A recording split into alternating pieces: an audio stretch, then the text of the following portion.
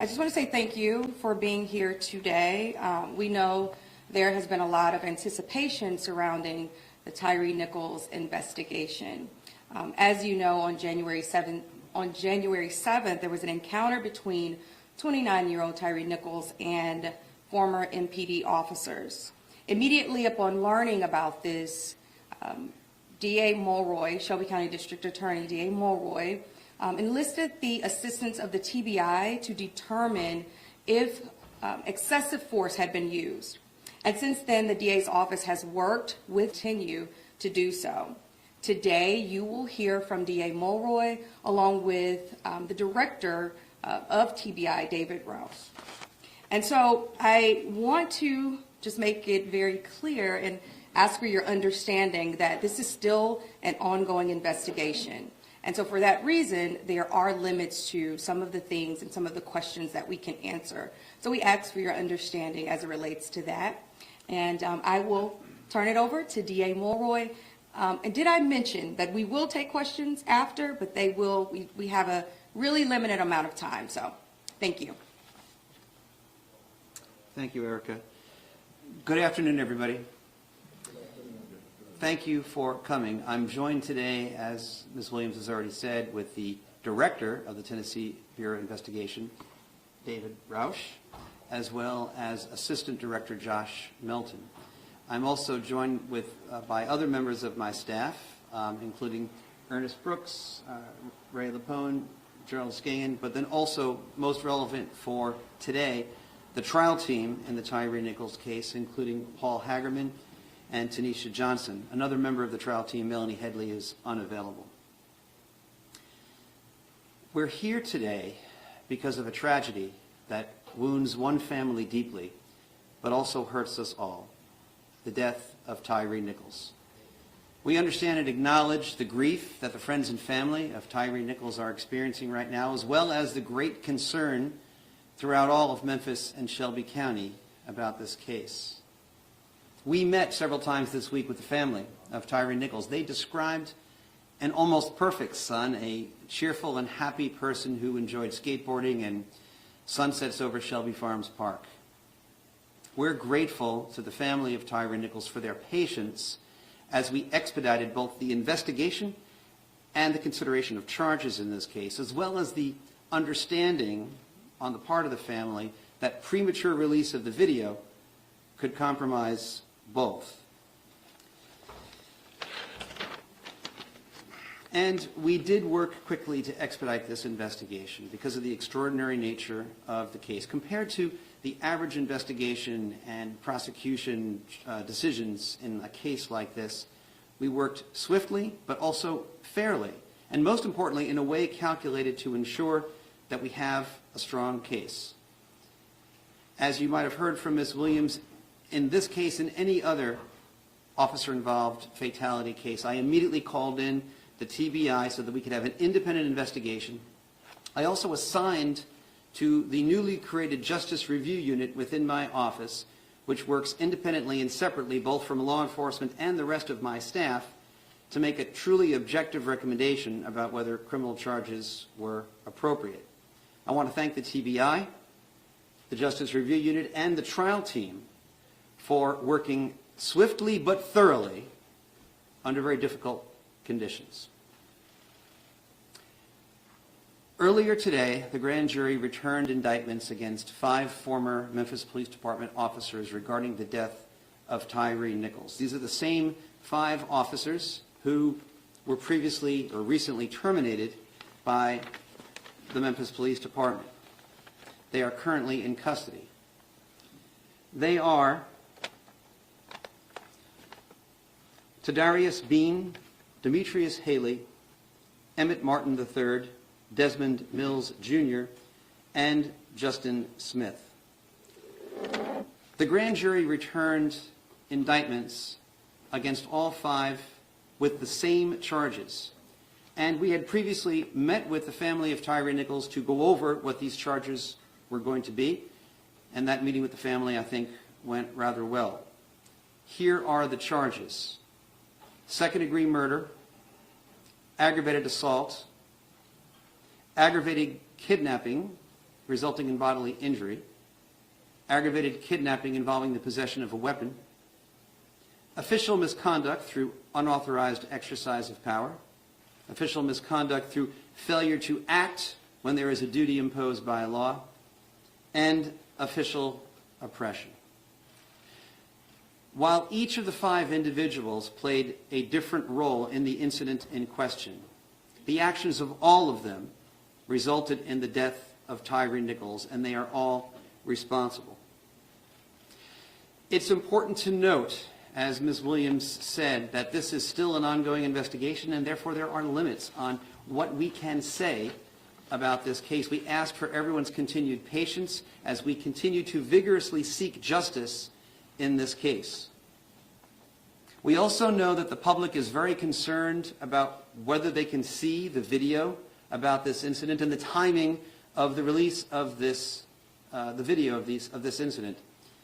I have been in regular contact with the city of Memphis, the custodian of that record, and I can tell you that the city will be releasing the video sometime after 6 p.m. Friday, tomorrow, and that the city of Memphis should be making a statement somewhat later on this afternoon regarding the timing of that release. Let me close by saying, both to the family of Tyre Nichols and to the broader community here in Memphis and Shelby County, we all want the same thing. We want justice for Tyre Nichols. It's my hope that if there is any silver lining to be drawn from this very dark cloud, it's that perhaps this incident can open a broader conversation about the need for police reform. The world is watching us, and we need to show the world what lessons we can learn from this tragedy. I'm hopeful that we can show them who I know us to be, a community working towards positive change here in Memphis and Shelby County. With that, let me ask Director Roush to step forward. Thank you, D.A. Miller. Good afternoon. I'm David Roush, Director of the Tennessee Bureau of Investigation. First and foremost, and most importantly, on behalf of the Tennessee Bureau of Investigation, I want to extend my deepest condolences to the family and friends of Tyre Nichols. My prayer is that God will wrap his comforting arms around you and keep you during this very difficult time. We can't imagine the pain you're experiencing, but let me reaffirm, we are here to pursue truth and justice, realizing that we should not be here. Simply put, this shouldn't have happened. I've been policing for more than 30 years. I've devoted my life to this profession, and I'm grieved. Frankly, I'm shocked. I'm sickened by what I saw and what we've learned through our extensive and thorough investigation. I've seen the video, and as D.A. Mulroy stated, you will too. In a word, it's absolutely appalling. Let me be clear. What happened here does not at all reflect proper policing. This was wrong. This was criminal. The depth and breadth of the charges announced today speaks to the deliberate and thorough investigation that this case has received. And our work is not finished. We continue to pursue every lead. Justice demands it. And our agency exists so that guilt shall not escape, nor innocence suffer. To that end, I want to publicly thank our agents, our forensic scientists, our support staff, and our entire team around the state. They worked diligently to expedite this case. We've worked as hard as we could and as quickly as we could to provide a thorough, independent, unbiased investigative record to allow D.A. Mulroy and his team to make the most informed decision they could regarding these charges. I also want to thank the Memphis Police Department and the city leaders for their cooperation in this case. which I want to stress is ongoing at this time. Thank you. I'll We'll take a few questions. DA Mallory, I was wondering if Shimon Tokabetz from CNN. And then, and Whitland, let's make sure that, one at a time. one and then Yes. two. Okay. And you say the investigation's ongoing. Does that include other officers that were alluded to in C.J. Davis's address last night? And also, could it also involve the other EMTs and personnel from the fire department? Nothing we do today or did today precludes the addition of any further charges regarding any of the people that you mentioned. We're still actively reviewing everything. Yes. Sir, thank you. Shimon Tokabetz from CNN. We have not heard from the police chief generally give a description of what occurred in the initial stop, any kind of a timeline of what exactly occurred on that day. So I'm hoping perhaps you or the director there can explain to us, just give us as much as possible a timeline of the events. He was stopped. Was this a legal stop? Why was he stopped? And then sort of continue to explain perhaps what happened in the moments after that, as much as possible. Right. I don't want to go into too much detail. And I suspect that all of your answers along those lines will, be forthcoming once you have a chance to view the video for yourself.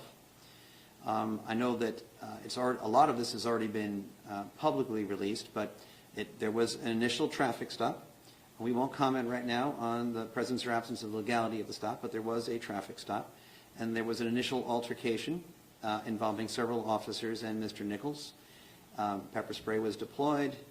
The suspect, not the suspect, Mr. Nichols, fled on foot.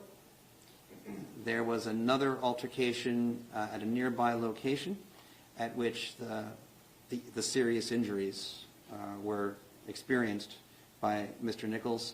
After some period of time of waiting around afterwards, he was taken away by an ambulance. Beyond that, I don't really think we should go into any further details. So there was a delay in a call, the police delayed calling an ambulance for... There was an elapsed period of time, but I believe that if you watch the video, you'll be able to make that judgment for yourself. Erica, do you want I'm trying to give everyone a chance. But is there a reason the police chief At is least not there? President CBS News. Is it known if Tyre Nichols had previously known these former officers? We have no information to disclose about that at this time. I don't know why Chief Davis isn't here. Anything else? Dean Lord, can you explain, is it just body camera videos, is it dash cam videos, surveillance, what kind of videos?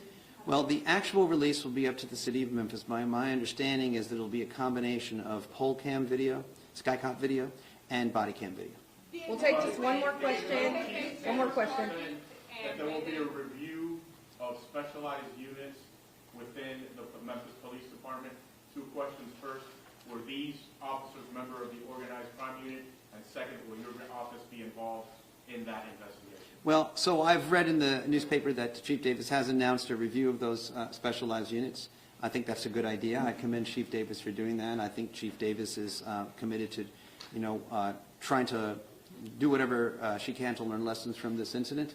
I don't contemplate that our office would be involved in that review. I think that's Were they about members of the organized crime unit? Scorpion. So I think it's already been reported publicly that the Scorpion unit was involved.